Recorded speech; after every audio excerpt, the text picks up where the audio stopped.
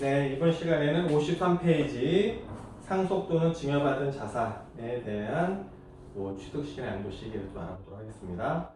53페이지 양가로 4번에 반가로 1번 상속으로 취득하는 자산. 일단 먼저 읽어보고요. 상속은 피상속인의 사망으로 상속인이 피상속인으로부터 재산을 무상으로 승계 취득하는 것을 말한다. 상속에 따라 취득한 자산의 취득 시기는 상속 개시일이다. 민법상 상속 개시의 원인은 사망이며 여기에는 실종 선고 및 인정 사망도 포함된다. 맞아요. 굉장히 어렵습니다. 지금 상속은 일단 좀 알 것 같아요. 상속 누가 돌아가시면 장례식장 가서 이제 인사도 드리고 이렇게 하는 게 상속 그런 관련된 것들이거든요. 상속이에요. 상속. 근데 이제 여기 보면은 상속인, 피상속인 말이 많아요, 지금. 그죠? 그럼 상속이라는 게 발생을 했고요. 그러면은 상속인은 누구고, 피상속인은 누구냐 이거죠. 이렇게 되면 피상속인. 참 어렵죠, 그죠? 어려워요. 그러면은 요걸 좀 제가 쉽게 설명을 드릴게요. 사례를 들어서 상속이 발생했다는 거는 전제 조건이 뭐죠? 누군가가 돌아가셨다는 거예요. 상속이라는 거는 누군가 돌아가셨다. 망이라고 써요. 사자보다는 망을 많이 씁니다. 망자 그런 것처럼. 누가 돌아가셨다는 거예요. 그럼 이제 엄마, 아버지, 어머니, 그 다음에 이제 이렇게 있다고 가정을 하고요. 예를 들어서 아버지가 열심히 이렇게 사업을 하시다가 거래처가 지방에 있었던 거예요. 그래서 다른 직원이 갔어도 됐었는데 워낙 중요한 건이고 해서 거래건이고 해서 직접 차를 몰고 가셔서 거래를 잘 성사시키고 올라오시는 도중에 고속도로에서 사고가 났어요. 가령.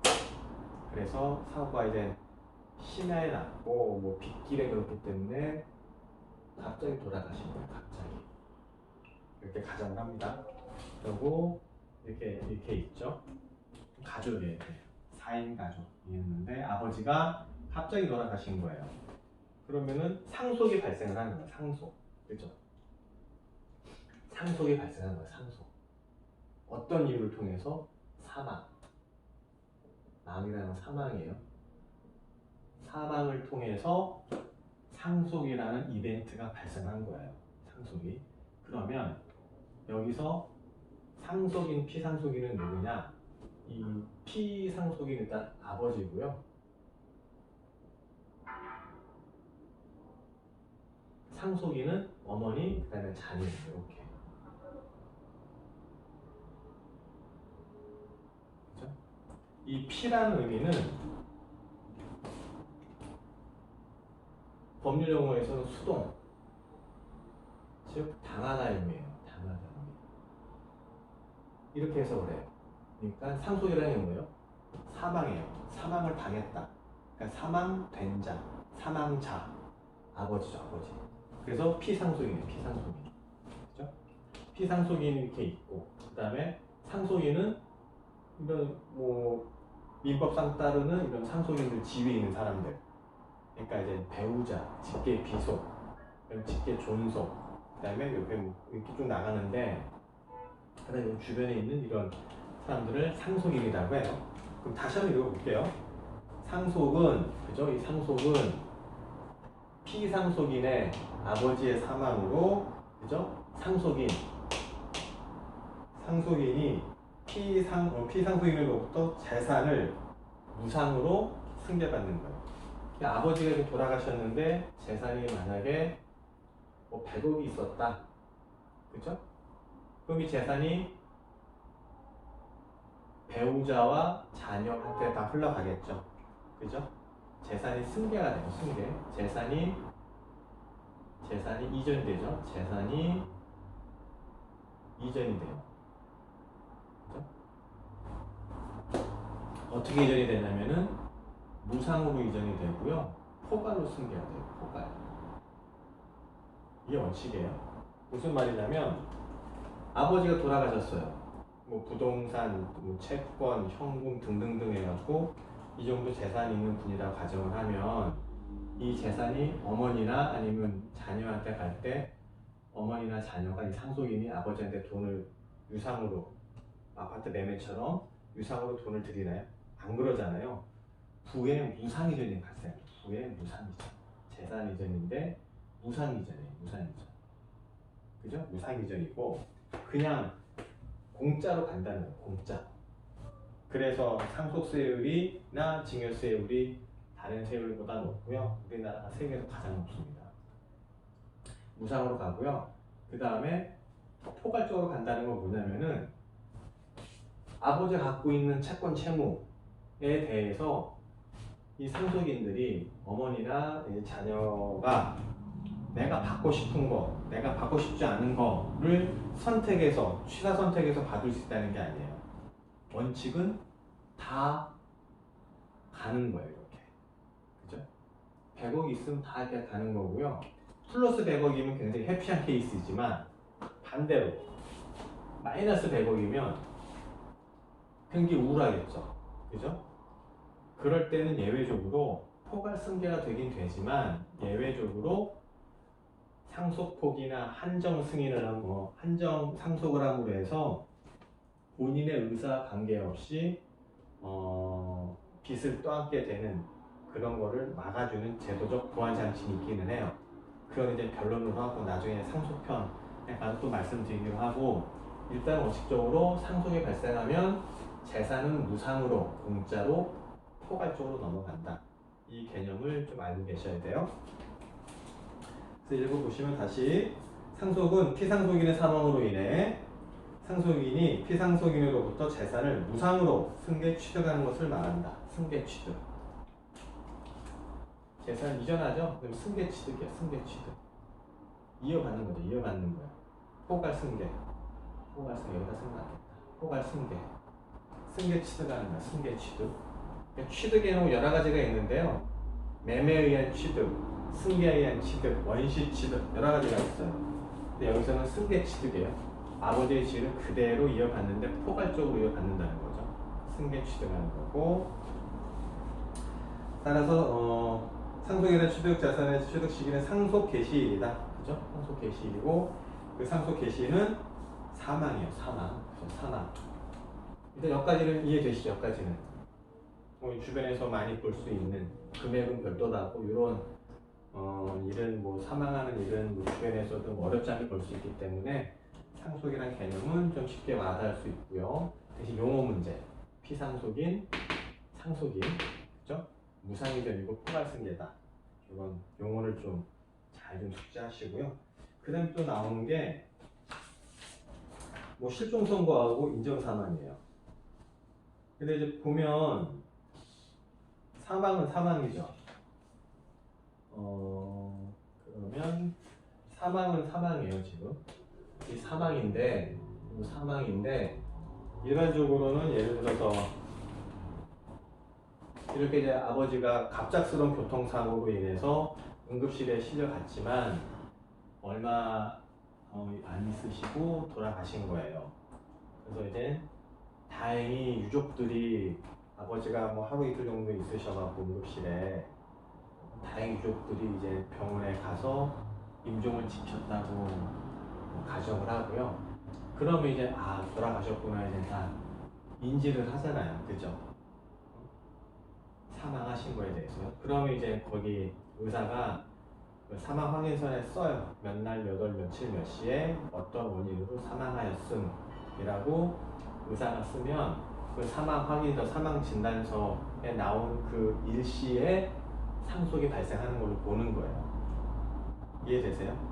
민법이 어느 날짜에 돌아갔다 정하는 게 돌아가셨다고 정하는 게 아니고 그 의사가 쓴 사망 진단서, 사망 확인서 등 그런 게 있거든요. 거기에 몇 날, 몇 월, 며칠 어떤 원인으로 아무개 이분은 뭐 사망하였음 이렇게 딱 쓴단 말이에요. 그게 그 날짜와 시간이 상속이 개시하는 기준이 기준 시점이 되는 거예요. 기준 시점이. 일반적인 경우. 그런데 자 보세요. 예를 들어서 아버지가 아까는 열심히 사업을 하시는 분이었는데 이번에는 그게 아닌 거라. 사업하시는 분이 아니라 하여튼간 좀 바람직스럽지 않은 분이에요. 그러니까 이제 집에도 잘 안 들어오시고, 그리고 이제 집 밖으로 나가셨다가 뭐 하루 이틀, 뭐 일주일, 뭐 열흘 이렇게 있다가 들어오시기도 하고, 나가 있었을 때 잘 연락도 안 되고 뭐 이제 그래요. 그리고 가정에 대해서 이렇게 크게 돌보거나 뭐 하려고 하는 생각도 별로 없다고 그런 경우라고 가정을 해봅시다. 그렇게 있는데 어느 날 또 이제 아버지가 또 이제 집을 나가신 거예요.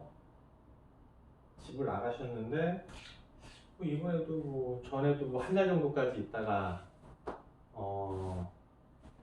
한 뭐 보름, 열흘 보름 정도 있다가 돌아오시고 했으니까 이번에도 그러니 하고 이제 식구들이 기다리고 있어요.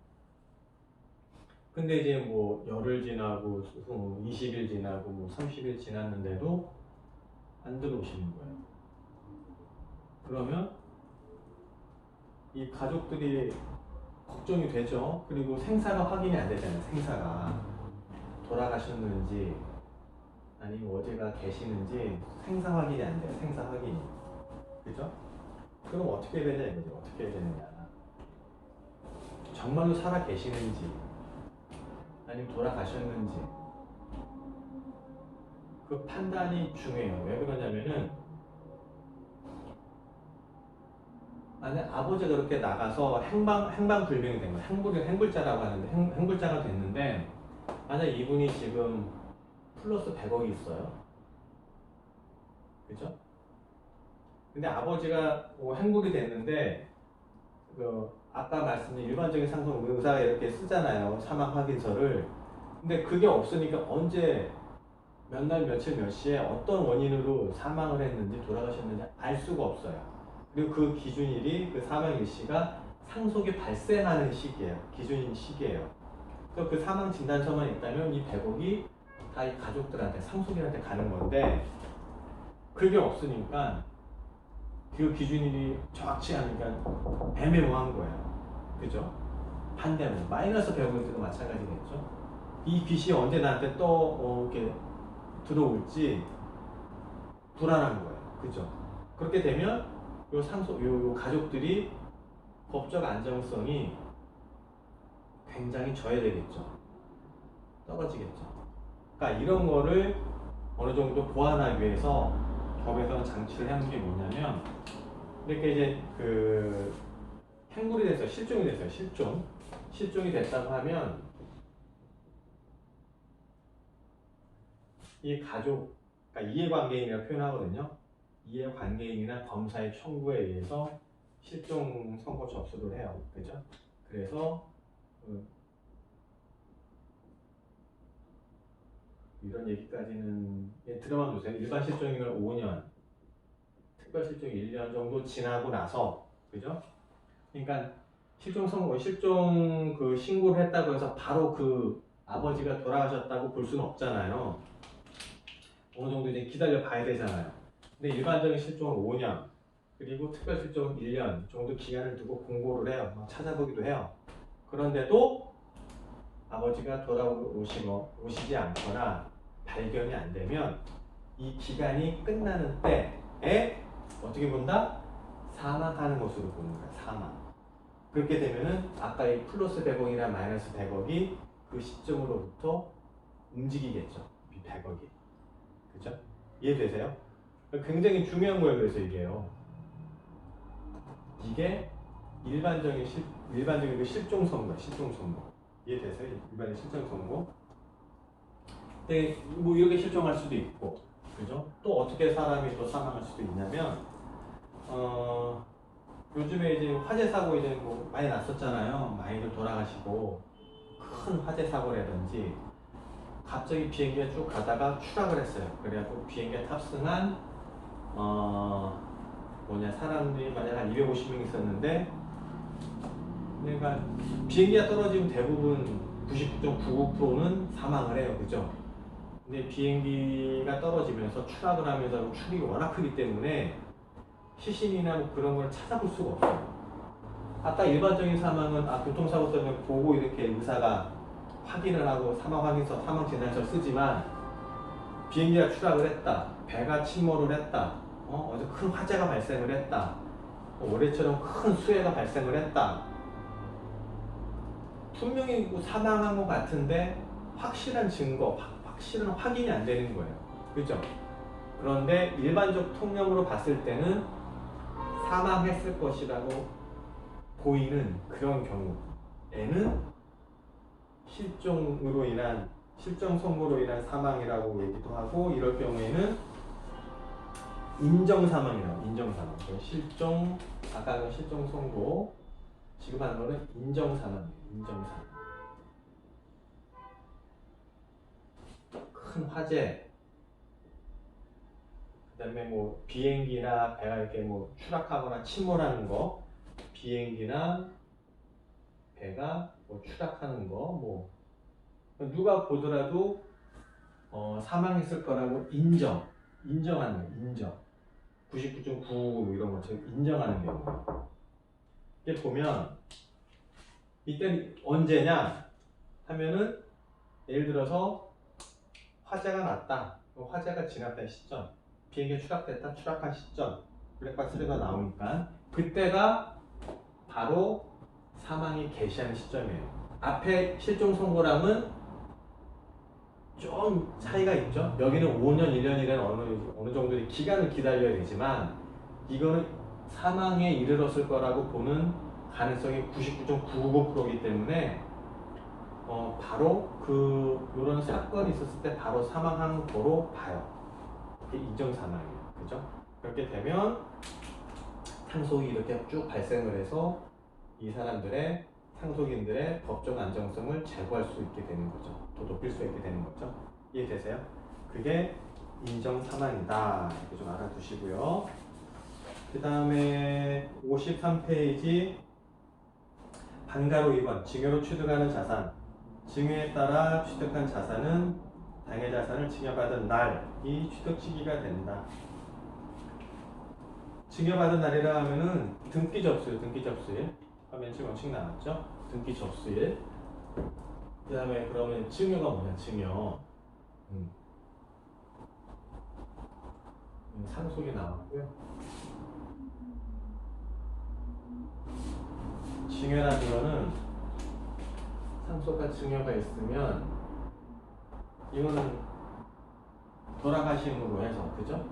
이거는 살아 생전에 부가, 그러니까 이제 자산이에요. 자산, 웰스. 이 부가 A에서 B로 이렇게 넘어가는데, 사망을 이유로 해서 넘어갔을 때는 상속, 살아 있었을 때 넘어갈 때는, 무상으로 넘어갈 때는 증여라고 해요. 증여. 그죠? 증여에 대한 취득 시기는 접수일이에요. 접수일, 등기 접수일. 이렇게 보시면 되고, 그 다음에 양가로 5번, 점유로 취득하는 재산, 점유로 취득하는 부동산. 민법에 따르면 20년간 무슨 의사로? 소유의 의사가 있어야 돼요. 소유의 의사로 평원 공연하게 부동산을 점유한 후, 그 다음에 등기를 하게 되면 소유권을 취득을 하게 되는데, 언제부터? 점유일로부터 소급해서 취득 시기가 된다. 이게 무슨 말이냐면요, 이렇게 땅이 이렇게 있어요. 땅이 한 귀퉁이에 어떤 A라는 사람이 그냥 살고 있어요. 예를 들어서 국가 땅이라고 가정을 하고요. 국가 땅이다. 그죠? 그래서 이 사람이 그냥 옛날부터 그냥 여기에 그냥 울타리 이렇게 치고 집 이렇게 지어갖고 그냥 살고 있는 거예요. 그냥 국가에서 그냥 뭐 통지나 뭐 이런 거 한 건 아니에요. 그러니까 이 사람은 울타리를 이렇게 쳤다는 거는 소유의 의사가 있다는 거예요. 소유의 의사. 그죠? 소유의 의사가 있고, 그 다음에 국가에서 막 뭐 나가세요 뭐 이렇게 한 게 아니, 그런 것도 없다 하는 거는 딱 평온, 공연하게 그렇게 표현해요. 법문 용어는요. 점유의 의사로서 몇 년간? 20년간 이걸 점유하면은 점유에 기한 소유권을 국가에 청구할 수 있어요. 그럼 이런 조건이 충족이 되면 국가는 소유권을 이 A라는 사람한테 줘야 돼요. 그죠? 그럼 취득 시기는 언제부터 되느냐? 소유권을 청구한 때가 아니고 옛날부터 살았죠. 어떤 의사로? 소유의 의사로. 일단 점유했을 당시부터예요. 그게 맞겠죠? 이렇게 보시는 거고요. 그러니까 점유취득이라 시효취득, 점유취득, 시효취득이라 하는데 일단 취득 종류 하나입니다. 이게. 그 다음에 양가로 53페이지 양가로 6번 환지처분을 위한 취득한 재산 도시개발법 또는 그 밖의 법률에 따른 환지처분을 위한 취득한 토지의 취득 시기는 환지 전의 토지의 취득이라도 한다. 다만 교부받은 토지의 면적이 환지처분에 의한 권리 면적보다 증가 또는 감소한 경우에는 그 증가 또는 감소된 면적의 토지에 대한 취득 시기 또는 양도 시기는 어떤 때? 환지 처분의 공고가 있는 날에 다음 날로부터 한다. 이거는 약속입니다. 약속. 하시고.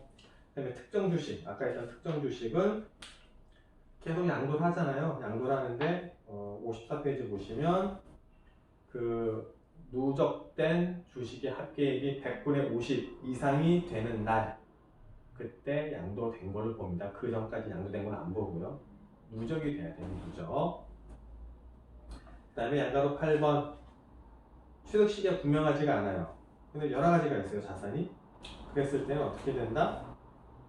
선입선출법, 선입선출법. 세 번째 줄 선입선출법에 의한다. 그렇게 하시는 거고요. 예를 들어서 이제 주식이 이렇게 있어요. 주식이 예를 들어서 이제 A라는 분이 삼성전자 주식을 한 10,000주 갖고 있다고 가정을 해봅시다. 10,000주.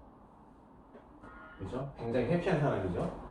10,000주 정도 갖고 있는 분인데 옛날부터 갖고 있었어요.